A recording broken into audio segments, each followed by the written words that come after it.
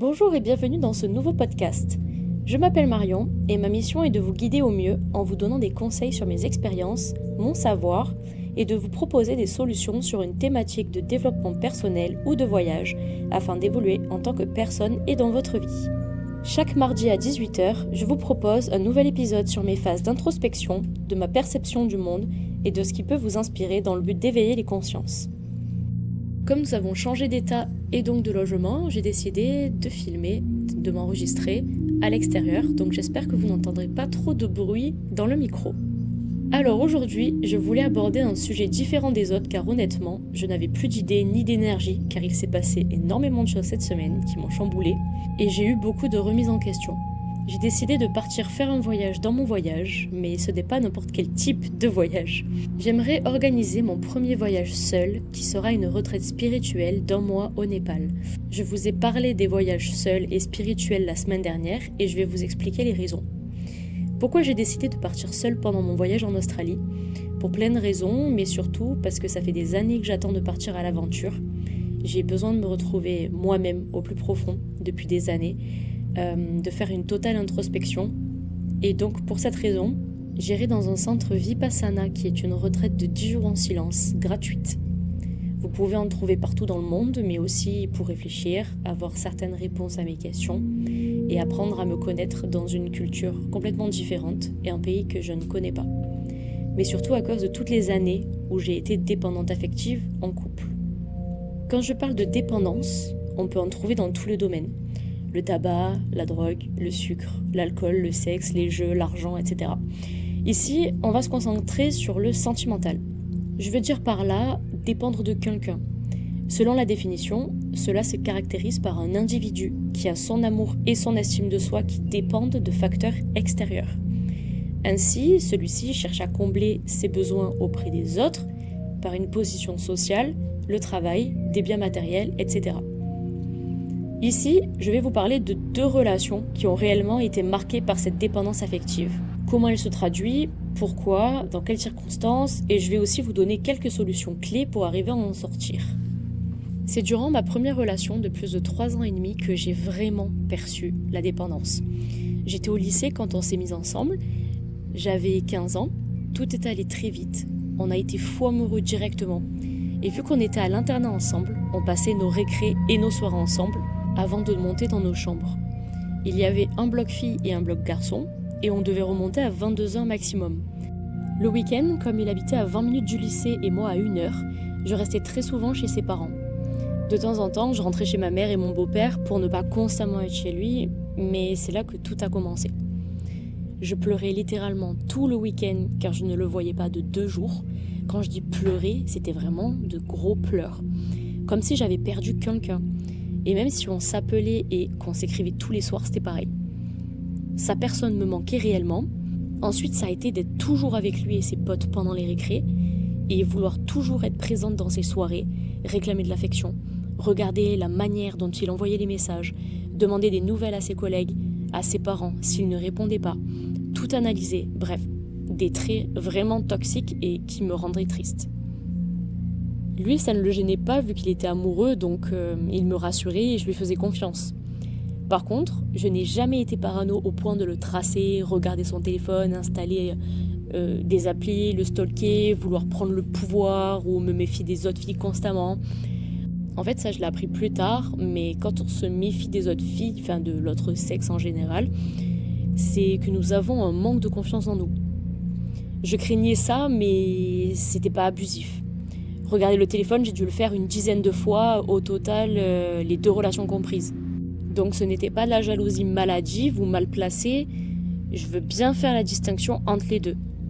Attention, j'ai jamais dit que c'était normal ou que c'était pas toxique, c'était bien pour faire la différence entre les 2. Je me suis dit au début de la relation que je me suis toujours trop restreint, dans tout, à me mettre des barrières dans tout, donc pour une fois dans ma vie, j'essaye de lâcher prise et de me mettre à fond dans quelque chose. J'étais tellement à 100% que je me suis brûlé les ailes. Et pendant ces 3 ans de relation, ça a évolué. Et le pire dans tout ça, c'est qu'il n'y avait personne pour me dire que ce que je faisais n'était pas sain ou était mal. En fait, ma meilleure amie de l'époque me le disait de temps en temps. Mais elle me disait surtout que je l'avais mise de côté pour lui. Et en fait, c'est exactement ça. Enfin, avec du recul et l'âge, on prend conscience de tout ça et on voit vraiment la réalité des choses. Je voulais rester plus souvent avec elle, mais je n'y arrivais pas, ce qui m'a coûté une réelle amitié. En général, lorsque l'on est dépendant, nous avons une volonté énorme de changer, de vouloir s'en sortir, de se retrouver plus souvent seul, avec des potes, faire des activités pour nous, continuer nos passions. En fait, on a beau s'excuser, essayer, avoir toute la volonté du monde, mais c'est plus fort que nous. Et quand l'autre nous y oblige, c'est encore pire. J'ai eu une deuxième fois le schéma avec ma dernière grosse relation de 3 ans et demi aussi, où j'ai perdu ma deuxième meilleure amie à cause des mêmes raisons. Sauf qu'en plus de ça, je sentais qu'il y avait une rivalité entre nous, car mes ex, et surtout le mec en question, qui me plaisait, étaient tous à fond sur elle. Ça a toujours été le cas entre mes meilleurs amis et moi, d'où le fait que ça crée un complexe d'infériorité et une jalousie mal placée de ma part. Rajoute à tout ça le fait que je me plaigne tous les jours à elle de ce qui se passait dans mon couple et que je lui demande quotidiennement des conseils. Ça a été la goutte d'eau qui a fait déborder le vase. Donc nous avons décidé de ne plus nous parler, mais après bien 5-6 années de relation amicale. Ça fait beaucoup pour moi, mais elles n'ont jamais demandé ça en fait. Elles n'ont jamais demandé de recevoir autant d'énergie négative. Elles avaient déjà leurs problèmes à résoudre, avec leur couple ou pas d'ailleurs. Alors bien sûr que lorsque l'on a des amis, on doit pouvoir compter sur eux, mais là c'était vraiment trop. Genre même pour moi, je le voyais, mais encore une fois, je n'y arrivais pas et c'était plus fort que moi.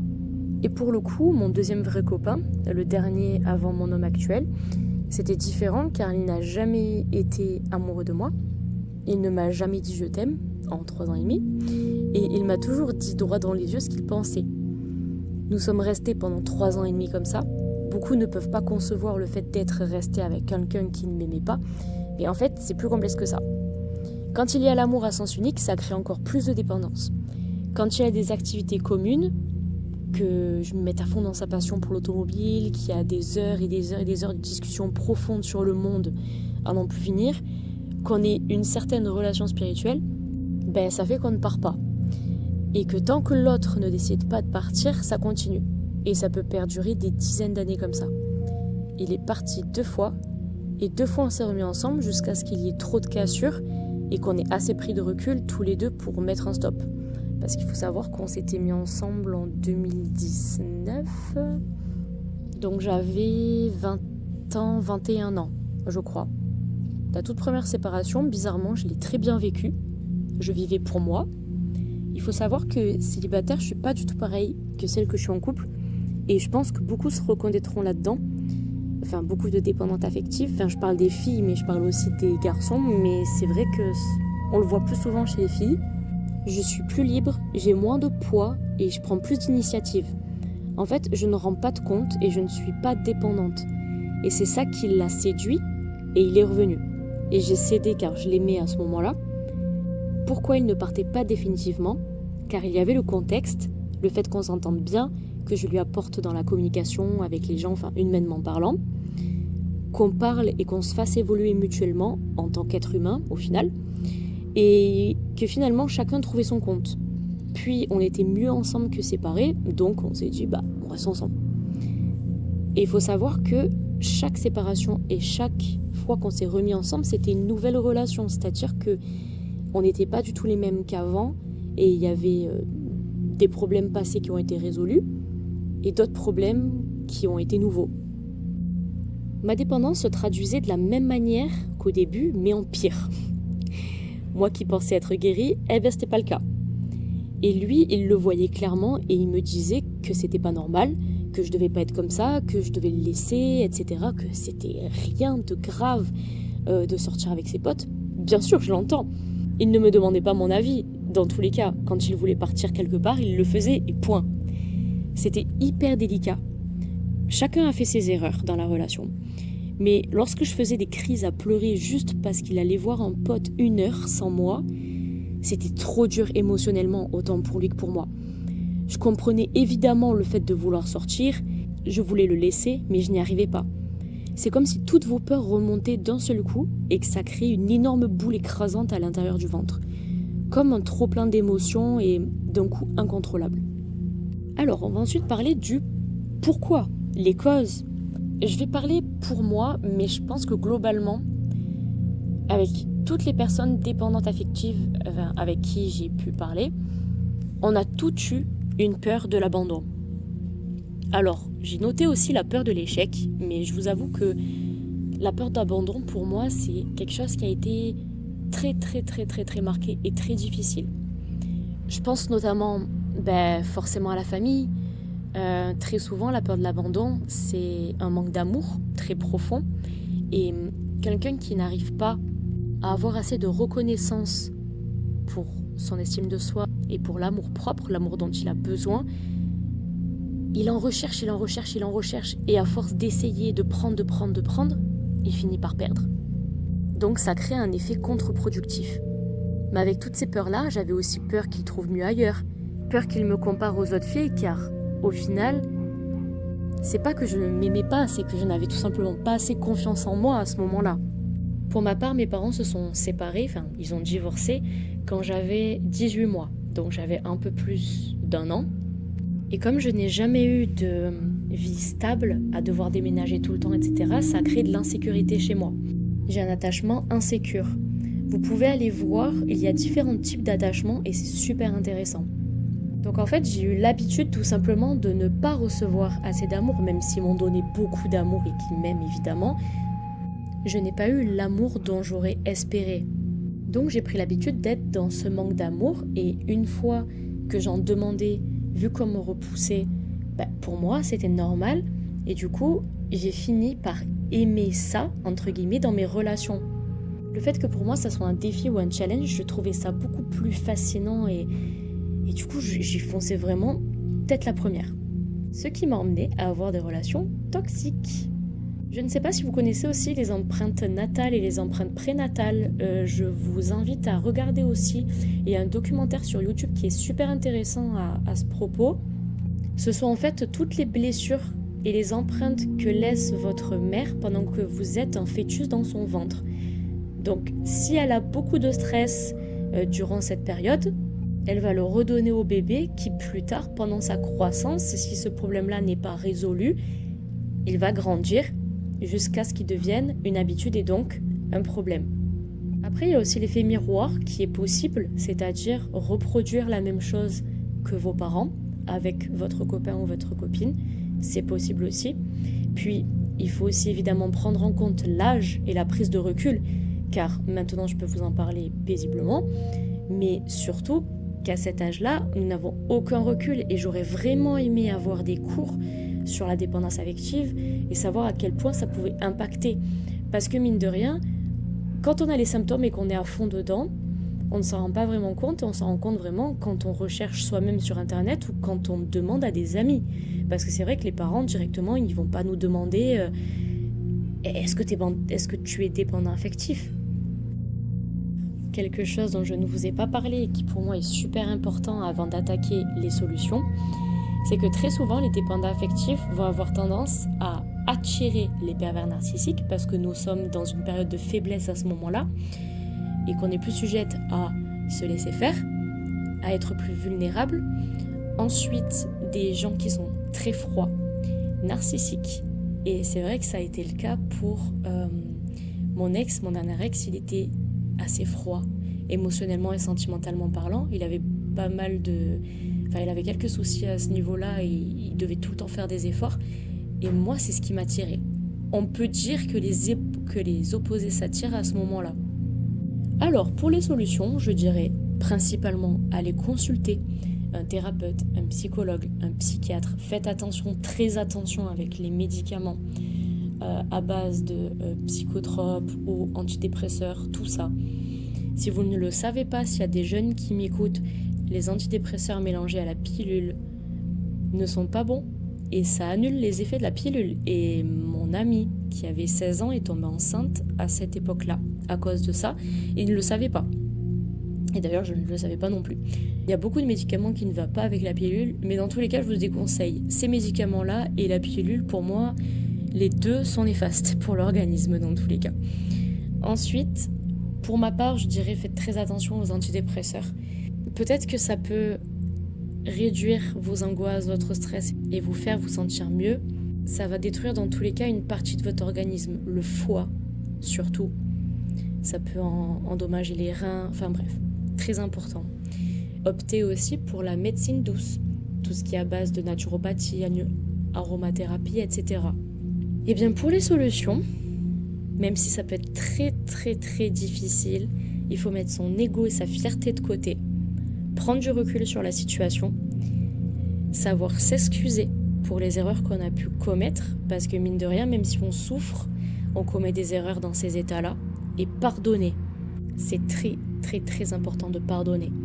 Parlez, n'hésitez pas à parler à un membre de votre famille avec qui vous êtes proche, à des amis. Si vous n'avez personne autour de vous, n'hésitez pas à écrire sur un carnet. Ça aide énormément.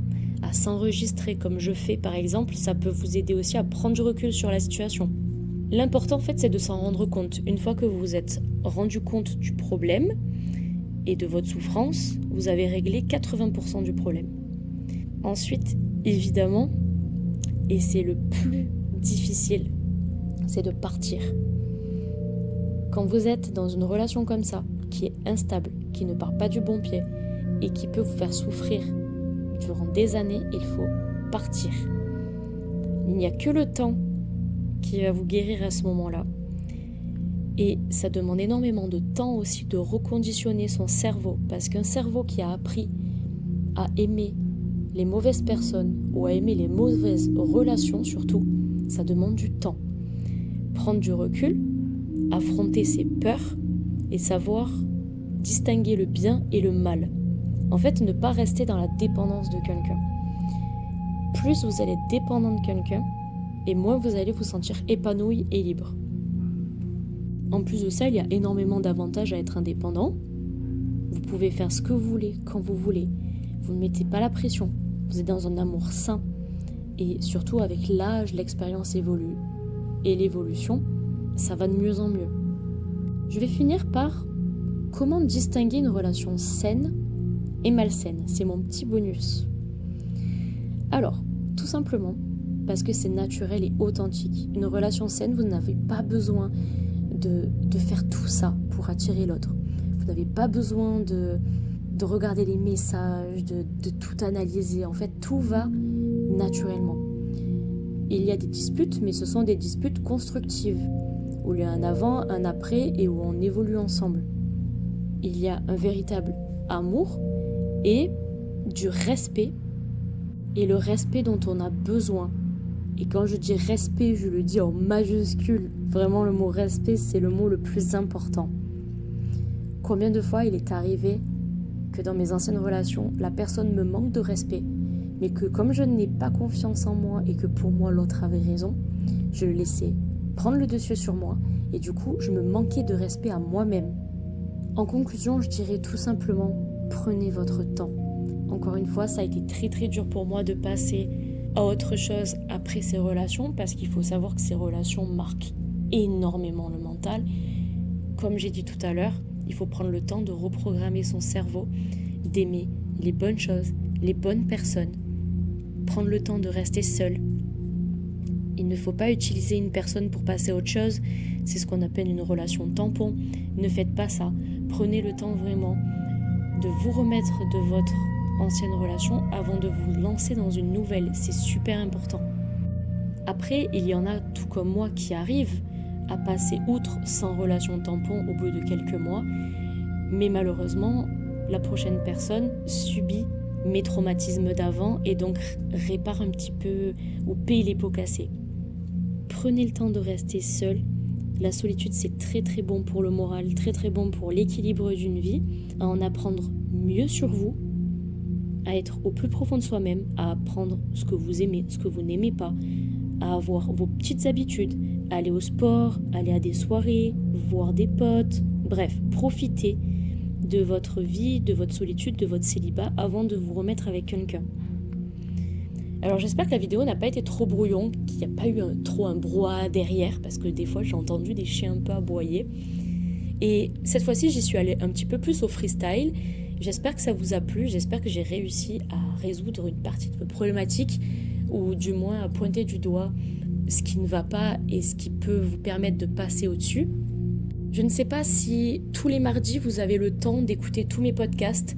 Moi, c'est vrai que ça me demande beaucoup de temps étant donné qu'on voyage beaucoup en ce moment et qu'on change beaucoup d'endroits.